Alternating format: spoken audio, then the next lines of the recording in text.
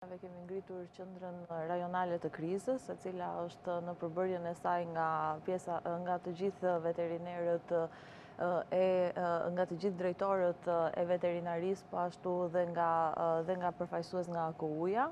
Janë njoftuar të gjitha strukturat bashkitë Policia e Shtetit për të na ardhur në ndihmes, sidomos tek akset rrugore, të cilat janë pak më problematike për qarkullimin e kafshëve.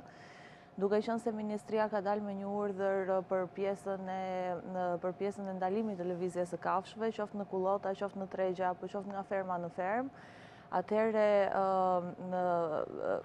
veterinerët, grupet e kontrollit kanë dalë si në akse rrugore, po ashtu janë duke kontrolluar zonat 3 km dhe 10 km, të cilat janë tashmë janë vatra të prekura, po ashtu janë dhe duke u mobilizuar për të kontrolluar të gjithë fermat në të gjithë Shqipërinë.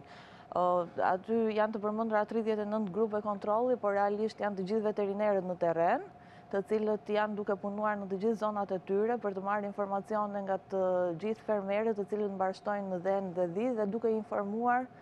për lezionet e sëmundjes, çfarë shkakton sëmundja, çfarë dëmi ekonomik mund të sjellë edhe tek fermat e tjera, sepse duhet të jemi të bashkuar.